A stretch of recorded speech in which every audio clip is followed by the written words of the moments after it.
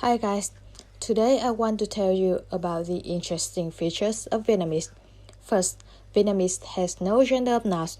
The gender of nouns plays an important role in grammar of many languages, such as French, German, Spanish, and Russian. It is very important to know the grammatical gender of nouns in these languages because the forms of adjectives, pronouns, adjective-like words, and past tense forms of verbs depend on the gender of the noun they refer to, and sometimes it's hard to build even a simple phrase without knowing the gender of nouns. But learning Vietnamese, you will be relieved because Vietnamese has no concept of masculine noun, feminine noun, or neutral noun in vocabulary. You just need to learn each word without having to memorize anything more. Second, Vietnamese does not have plural form. In English, when we want to indicate something in the plural form, we often add s to the end of the word.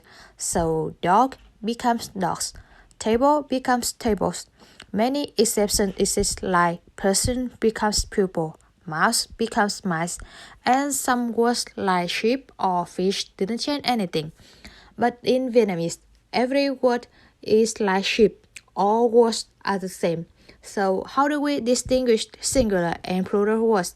We just need to add the words indicate number, such as one, a few, some, a lot. And yes, you will need to learn how to transform the words. The next one is Vietnamese doesn't have different forms of verbs. You know, an English word consists of different forms depending on the context. For example, the verb speak can turn inflect into speaks, speaking, spoken, or spoke.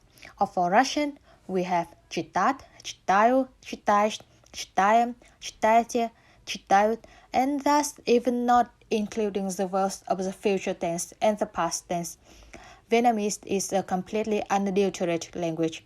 No words are transformed in any context. For example, speak in Vietnamese is nói, and you always use nói in any case. I nói, he, she nói, you nói, and they nói. This can save dozens, even hundreds hours of memorizing. Next, the pronunciation of Vietnamese words is completely consistent according to the rules. Compared to the languages I know, the pronunciation of English words is really inconsistent because the same word can be read differently in each context. Even each letter can read a lot of different sounds, such as A in catch, mail, farmer, bread, read, and meta.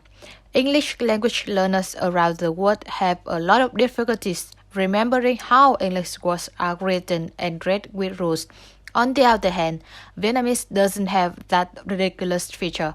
All letters are always read like that even though the word or context changes. Once you have memorized 28 Vietnamese letters, which is almost identical to 26 English letters, and understand the differences of accent graded, you can read any word correctly. Vietnamese grammar is almost non-existent. Vietnamese allows you to skip the conjugate tense in sentences such as I eat rice yesterday if the context helps the audience to understand correctly. This is a prime example for a larger perspective. Vietnamese grammar is very simple. You almost always use the minimum number of words to express your point of view, and grammar is still correct. Even with English, this word combination usually only makes mistakes. This is also the reason why you can hear many Vietnamese people saying English sentences like no, have, or where you go. They are directly translating what they often say in Vietnamese into English, forgetting that a series of complex rules that English users must follow. This is a big disadvantage for Vietnamese people who want to learn English, but conversely, a great advantage for English speakers who want to learn Vietnamese. And the last one is Vietnamese vocabulary is very logical. Many foreigners in Vietnam, although not speaking this language, also know the interesting fact that xe ôm, the name of vehicle traveling like taxi by motorbike, is simply a combination of the word hot vehicle. But things do not stop there. A large percentage of vocabulary in Vietnam is formed by the formula of combining two logical words together, while in English, you have to learn a completely new vocabulary. For example, if I tell you máy means machine, bay means flying, can you guess what máy bay means? Yes, it's the airplane. There are many other examples I can list for you, like ghế dài, a long chair in English, is a bench, máy kéo, a pulling machine, a tractor, or ngựa vằn, a stripped horse, a zebra, and moreover. Such compound words can help you quickly learn new words.